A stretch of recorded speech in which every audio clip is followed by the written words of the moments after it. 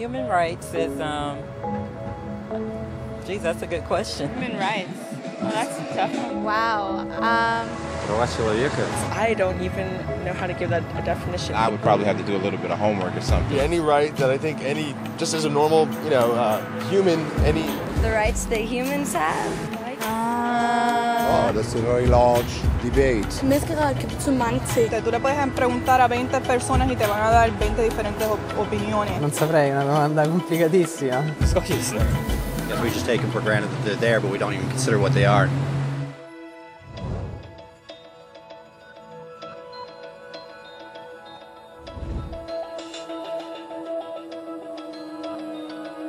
Los derechos humanos son los derechos que tienes simplemente por ser humano. Es la forma en que instintivamente esperas que se te trate y el trato que mereces como persona, como el derecho a vivir en libertad, hablar con franqueza y ser tratado con igualdad. Hay muchos tipos de derechos. La mayoría tienen que ver con cierto grupo. Pero los derechos humanos son los únicos que le corresponden absolutamente a todo el mundo en todas partes. Eso significa niños, gente mayor, pobres, jugadores de básquet, basureros, cantantes de rap, maestros, africanos, indios, albanos, cristianos, musulmanes, cabalistas, ateos, tu madre, tu padre, el vecino y tú. Todos tienen los mismos derechos humanos exactos. En otras palabras, son universales. Pero la cuestión sigue en pie. ¿Qué son? Name the human rights? What the human rights are? The right to live. Equality between all peoples. Right to religion, the right to... Is there supposed to be a list somewhere I should be aware of? De acuerdo con las Naciones Unidas, hay un total de 30 derechos humanos, que generalmente se agrupan y se llaman simplemente derechos humanos. Se enumeran en la Declaración Universal de los Derechos Humanos, que es el documento sobre el tema más aceptado en el mundo. Pero llevó mucho tiempo para que llegaran. Al principio no había derechos humanos. Si estabas con la gente adecuada, estabas a salvo.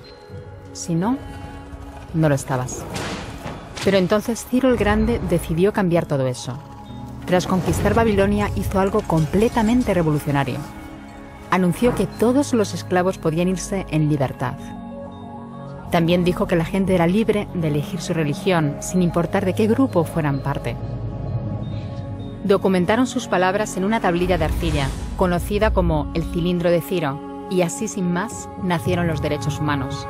La idea se extendió rápidamente, hasta Grecia, la India y al final hasta Roma. Se dieron cuenta de que la gente seguía de forma natural ciertas leyes, incluso aunque no se les dijera que las siguieran. Llamaron a esto derecho natural, pero siguió siendo pisoteado por quienes se encontraban en el poder. No fue hasta 1000 años más tarde en Inglaterra donde finalmente hicieron que el rey estuviera de acuerdo en que nadie podía invalidar los derechos de la gente, ni siquiera un rey. Los derechos de la gente fueron finalmente reconocidos y estaban ahora a salvo de los que estaban en el poder. Hasta cierto punto. Todavía hizo falta que un grupo de rebeldes británicos declarara su independencia antes de que el rey entendiera que todos los hombres han sido creados iguales.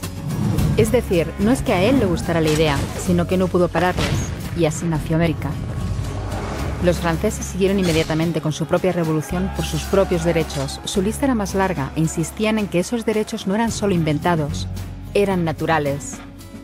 El concepto romano de derecho natural se había convertido en derechos naturales. Por desgracia, no todo el mundo estaba tan entusiasmado. En Francia, un general llamado Napoleón decidió derrocar la nueva democracia francesa y se coronó a sí mismo emperador del mundo. Y casi tuvo éxito.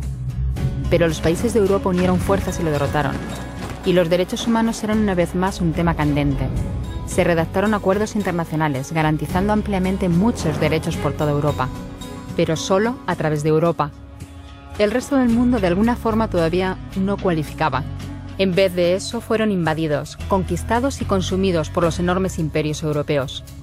Pero entonces un joven abogado de la India decidió que ya había sido bastante. Se llamaba Mahatma Gandhi y frente a la violencia insistió en que toda la gente en la tierra tenía derechos, no solo en Europa. Al final, hasta los europeos empezaron a estar de acuerdo. Pero no iba a ser tan fácil. Habían estallado 2 guerras mundiales. Hitler exterminó a la mitad de la población judía de la Tierra en los horrorosos campos de muerte nazi. En total, 90 millones de personas habían muerto. Nunca los derechos humanos habían estado tan horriblemente cerca de la extinción. y nunca había estado el mundo tan desesperado por un cambio. De forma que los países de la Tierra hicieron causa común y formaron las Naciones Unidas. Su propósito básico era reafirmar la fe en los derechos humanos fundamentales, en la dignidad y el valor de la persona humana. ¿Pero qué eran los derechos humanos? ¿Eran las proclamaciones de Ciro? ¿El derecho natural de Roma? ¿Las declaraciones de Francia? Todo el mundo parecía tener una idea ligeramente distinta de lo que deberían ser los derechos humanos. Pero bajo la supervisión de Eleanor Roosevelt, finalmente se pusieron de acuerdo en una serie de derechos para absolutamente todo el mundo. La Declaración Universal de Derechos Humanos. El concepto francés de los derechos naturales se había convertido finalmente en los derechos humanos. Así que, en resumen, al principio solo unos cuantos afortunados tenían derecho alguno, hasta que uno de ellos decidió, oye, otra gente también debería tener derechos, lo que fue estupendo, salvo que no todo el mundo estuvo de acuerdo. Y solo que llevó unos cuantos miles de años de lucha, declaraciones y más lucha hasta que finalmente todo el mundo estuvo de acuerdo en que los derechos humanos deberían ser para todos. Y vivieron felices y comieron perdices. Salvo que hay un pequeño problema. Si la gente tiene derecho a la comida y el cobijo, ¿por qué hay 16.000 niños muriendo de hambre cada día? 1 cada 5 segundos. Si la gente tiene libertad de expresión, ¿por qué hay miles de personas en prisión por hablar claro? Si la gente tiene derecho a la educación, ¿por qué hay más de 1.000 millones de adultos incapaces de leer? Si la esclavitud ha sido abolida verdaderamente, ¿por qué hay 27 millones de personas todavía esclavizadas hoy en día? Más del doble de las que había en el siglo XIX. El hecho es que, cuando se firmó, la Declaración Universal de los Derechos Humanos no tenía la fuerza de la ley. Era opcional. Y a pesar de muchos más documentos, convenciones, tratados y leyes, todavía es poco más que palabras en una página. Así que la cuestión es, ¿quién hará que esas palabras sean una realidad? Cuando el Dr. King se manifestó en pro de la igualdad racial, se estaba manifestando por los derechos que las Naciones Unidas habían garantizado hacía casi 2 décadas. Pero con todo, se manifestó. Cuando Nelson Mandela defendió la justicia social en la década de 1990, su país ya había estado de acuerdo en abolir esa discriminación desde hacía ya casi 40 años. Pero con todo, él luchó. Los que luchan hoy en día contra la tortura, la pobreza y la discriminación no son gigantes o superhéroes. Son gente, niños, madres, padres, maestros, individuos librepensadores que se niegan a quedarse callados, quienes se dan cuenta de que los derechos humanos no son una lección de historia, no son palabras en una página, no son discursos, ni anuncios, ni campañas de relaciones públicas. Son las elecciones que hacemos cada día como seres humanos.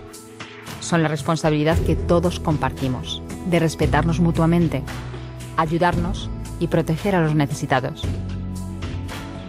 Como Eleanor Roosevelt dijo, ¿dónde empiezan después de todo los derechos humanos universales? En pequeños lugares cerca de casa, tan cerca y tan pequeños que no pueden verse en los mapas del mundo. Aún así, son el mundo de la persona individual, el barrio donde vive, la escuela o la universidad a la que asiste, la fábrica, la granja o la oficina donde trabaja. Esos son los lugares donde cada hombre, mujer y niño buscan justicia igualitaria, igualdad de oportunidades, dignidad igualitaria sin discriminación. A menos que esos derechos tengan un significado ahí, tienen muy poco significado en cualquier otra parte.